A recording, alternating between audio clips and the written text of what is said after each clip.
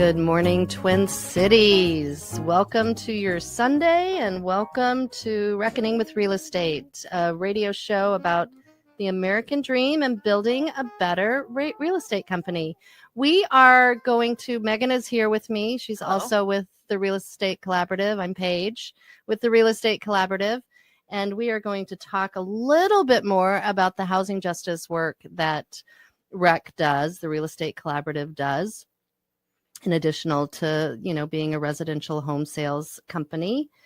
And our last episode, we talked a lot about legalized housing.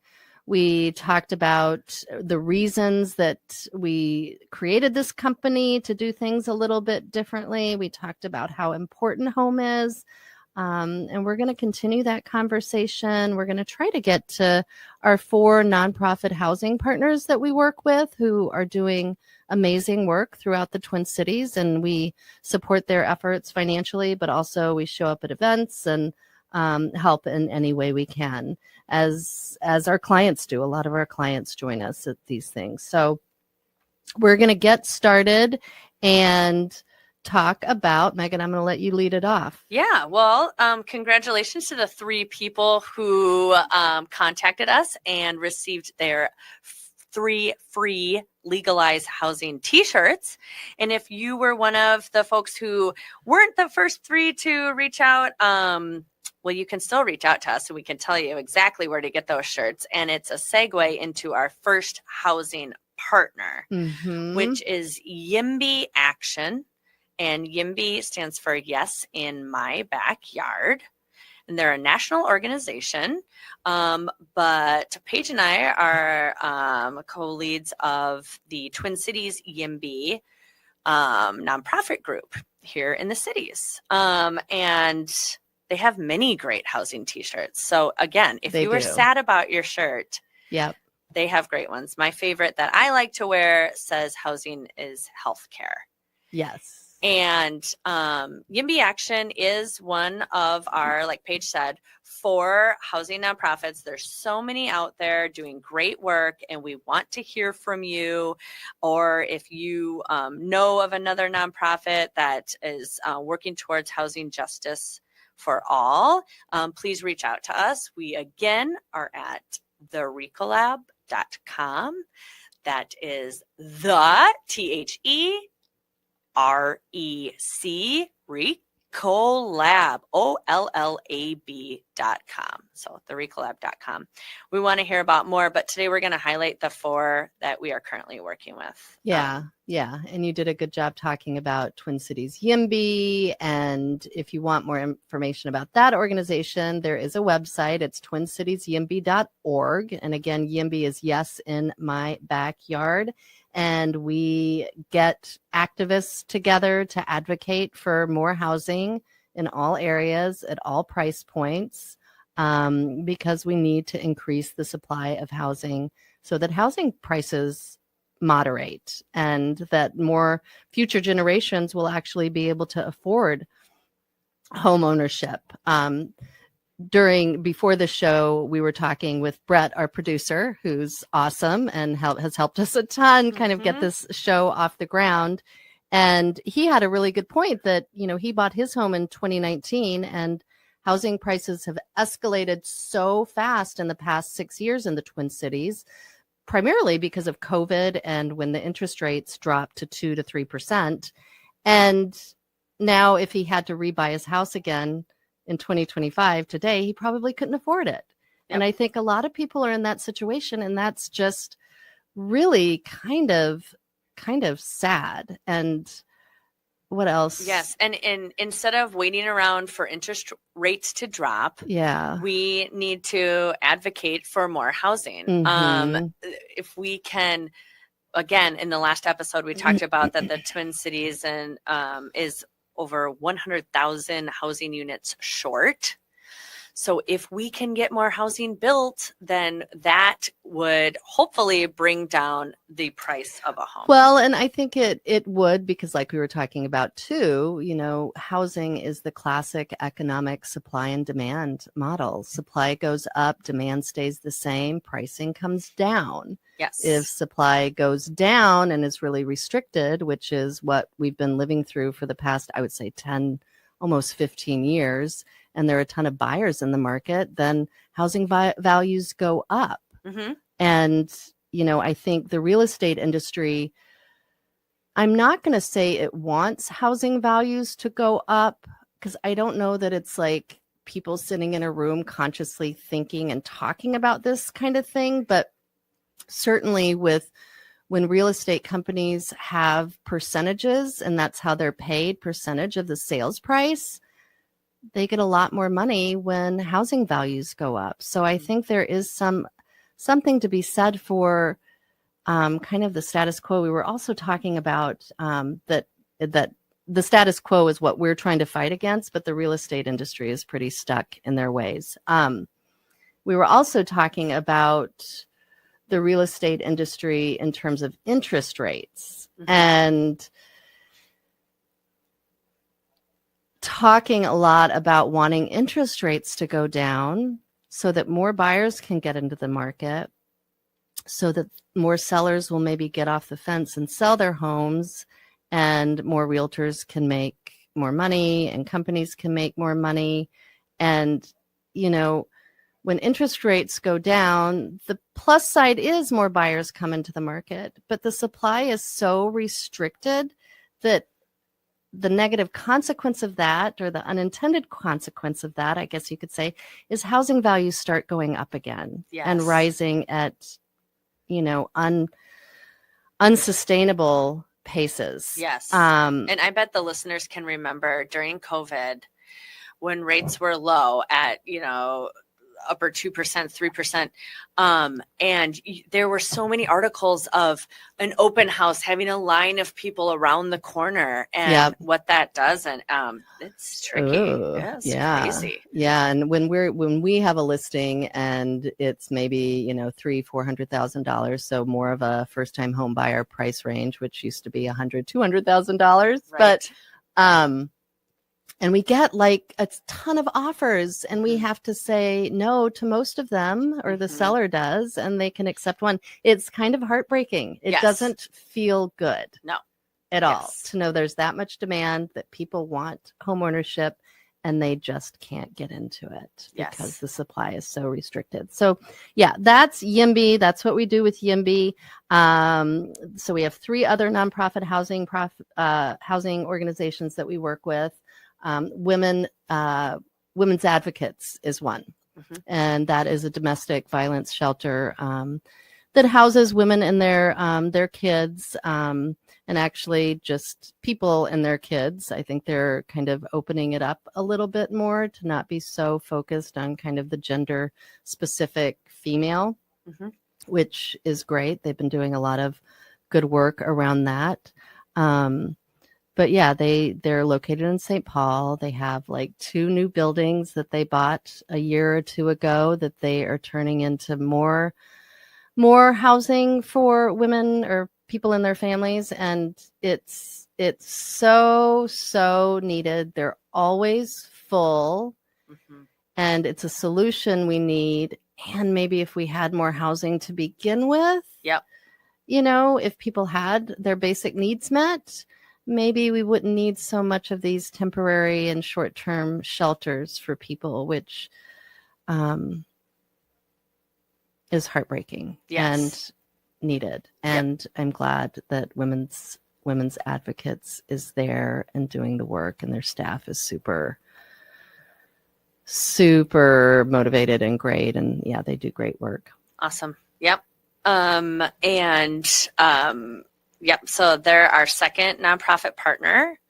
The third is Rondo Community Land Trust. Yeah. So again, Paige and I live in St. Paul, so we love connecting with our community, and so But we also are familiar and have worked with, and clients have worked with community land trusts throughout the cities, like the Isles and everything like that. So do you want to talk a little bit about what a community land trust is for people that don't know? Sure. So a community land trust is a nonprofit that actually buys and owns the different homes that are available. And so because of that, well, they own the land. The land, yes. And because of that, as the clients are looking at a home that the community land trust owns, they are able to, the clients have to meet certain financial credentials to look and purchase this home. And it helps folks get into homes that probably otherwise they would not be able to afford in different locations and areas. The community land trust owns the land, and the homeowners own the home. But the cool thing is, for as long as they want to live there, their families want to live there, when they go to sell that home, it is sold again at a less than market rate, so that it helps another person who otherwise might not have been able to get into a home in that area or of that size or whatever. Right. So it is, it's a limited equity model. Yep. And when you sell it, you get a certain percentage of the equity, and the rest of it goes back to the community land trust, which it's not for everybody, but it creates opportunities for people, like Meghan said, who wouldn't otherwise be able to get into home ownership. Yes. It creates that possibility, and it creates permanent affordability over time, which of course our housing market, just the open housing market, does not create permanent affordability. It creates something opposite. And then the last one that we work with is Housing in Action. They are located in North Minneapolis. They just are about to celebrate their 30-year anniversary. They've been doing this for a really long time, and they are really focused on housing justice. They're active in legislative spaces, advocating for legislation that's going to create more housing. And they also build housing. They have rental properties. They have housing that they sell to folks, and they are just an awesome organization as well. Mm-hmm. And I think we're going to end with, we're going to end this segment with, I'm going to preview this. Summer Gorelick. I found her on LinkedIn. She's not a realtor, but she works in the real estate space, and she wrote this article back in August, When the Path to Home Ownership Slips into the Upside Down. And it's beautifully written. It's very evocative and has lots of good statistics in it, but really paints the picture of the housing crisis that we're in right now. So we will pick this up on the other side. You are listening to Reckoning with Real Estate, and we'll be back in a few minutes.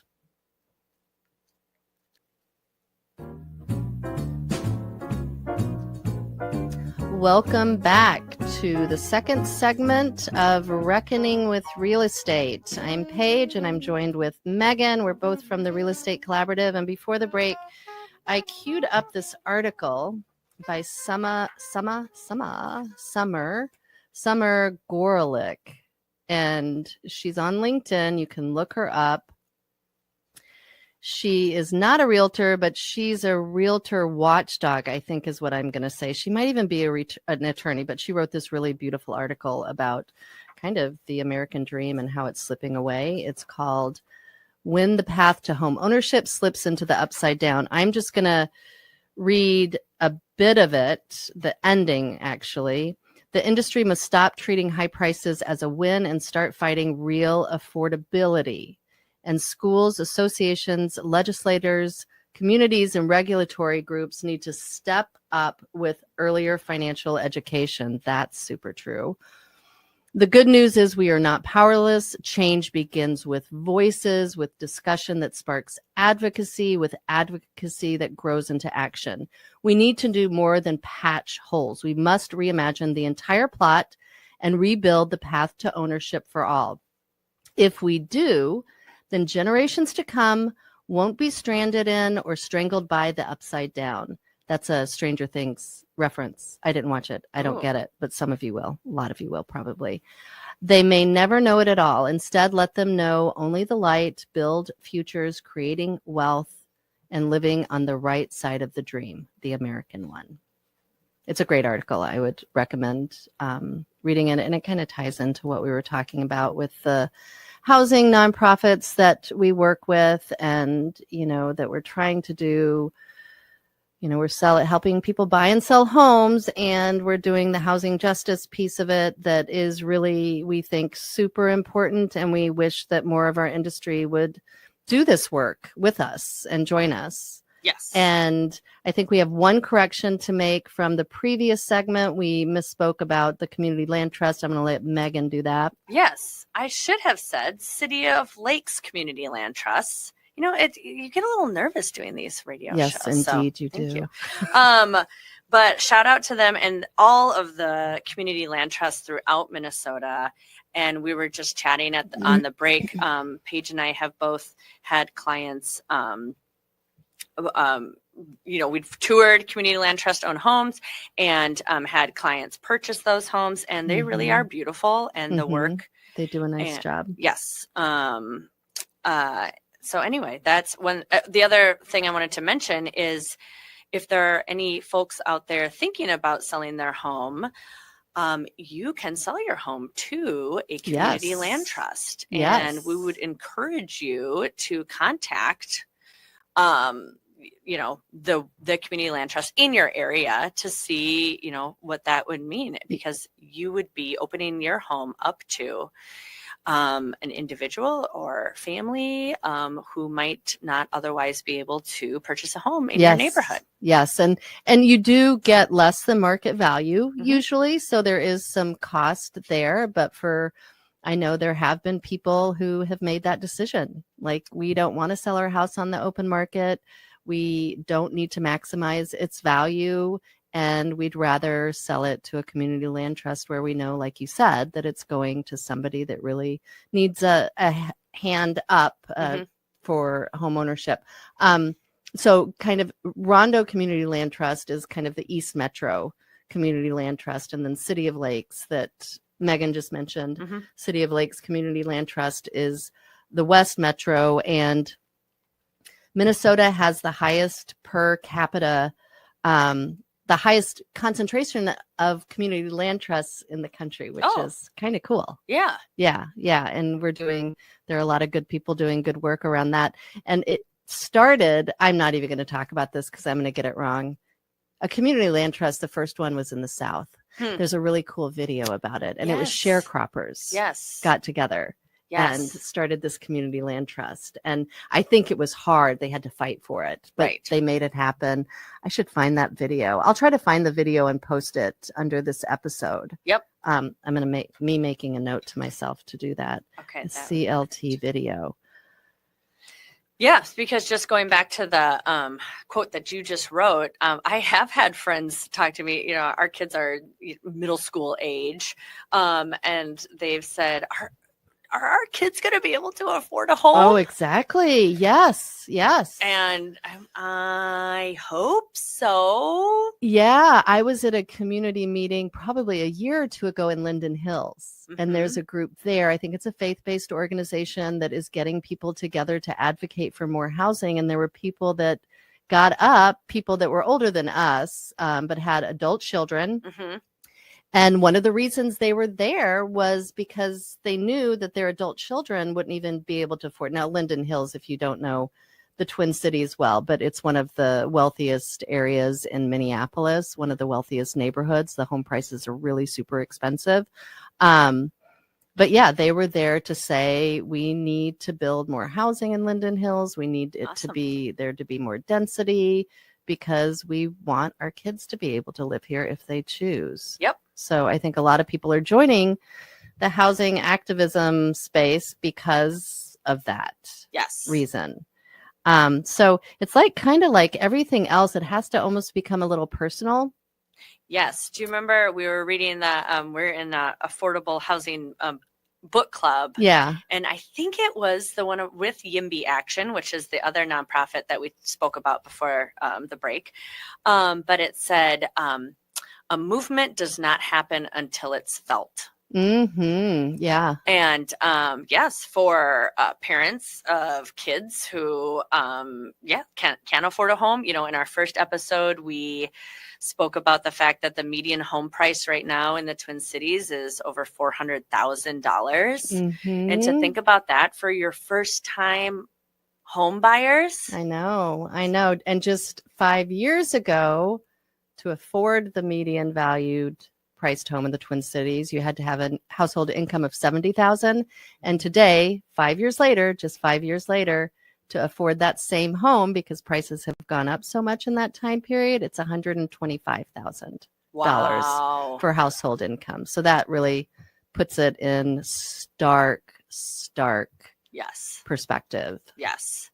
And before the break, also talking about building and getting more homes and YIMBY Action. We, as part of the Twin Cities YIMBY, yes, in my backyard, do advocate for housing of all kinds to be built.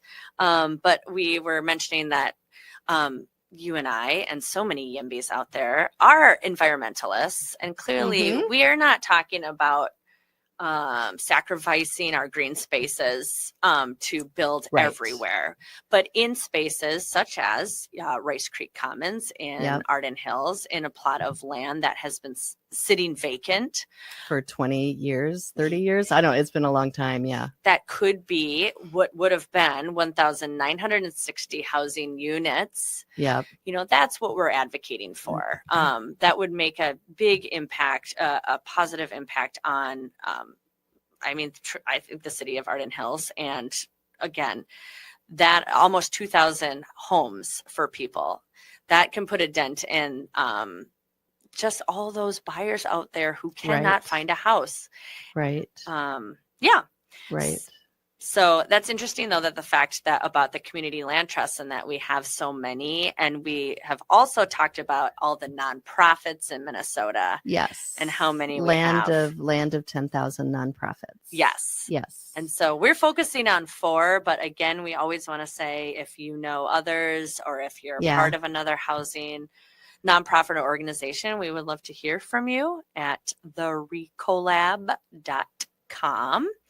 And we want to hear more about your work. Yes. And the reason we're talking about our 4 housing nonprofits that we support is that is another way that the Real Estate Collaborative is different from other brokerages that Paige and I have both worked at multiple brokerages, is that we just really do want to go take that next step to say, yes, we want to work with our clients, but also we want to engage in our community to advocate for more homes and housing.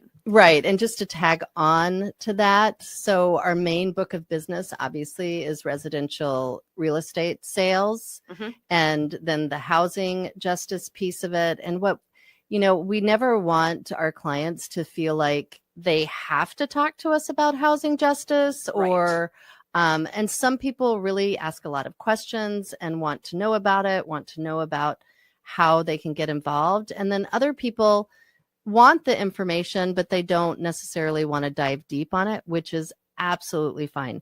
We are here just to provide the resources if people want to connect in that way, provide the information to educate people. One of my favorite quotes that you'll hear me say over and over again is, you don't know what you don't know. Yep. And, we talked about the legalized housing t-shirts and kind of what that means. And I love it when people ask questions about that. Yes. And one another nonprofit, I suppose, that we are have been have gone through the training with is Just Deeds and Mapping Prejudice. Yes, I'm glad you mentioned that. Yeah. So for sellers out there or buyers or anyone who owns a home, if you look up either one of those. You can find out if there is a restrictive covenant. A racially Yes. restrictive covenant on your home or the home you're going to buy. Yeah. And just to say a little bit more about that, our association, the National Association of Realtors, back in the 1910s, 1920s, these racially restrictive covenants were put on properties back at that time at the beginning of the 1900s. But the National Association of Realtors helped to draft some of these racially restrictive covenants, which said that nobody could purchase that property, that lot, if they were a certain color, black, brown, yellow, or if they were a certain religion. They were all written somewhat differently, but Mapping Prejudice has gone through Ramsey County, Hennepin County, other counties, and looked at all the records, the abstracts, to find these restrictive covenants. So they have this interactive map on their website. And like Megan said, you can put your address in and it will pop up a map and you can see if your property has a racially restrictive covenant. And we just started doing that for our clients, just so they know. And you can also see how close you are to racially restrictive covenants. Do you want to talk a little bit about Falcon Heights or the area that your parents live in? Oh, we have to wrap it up. Oh, man. Next time. But visit their website, because when you see those words written out, it takes something else. Yeah. It's pretty sad. Yeah. So thank you for joining us for this half hour on your Sunday morning. We are Paige and Megan with the Real Estate Collaborative, and you have been listening to Reckoning with Real Estate. We hope we see you next week.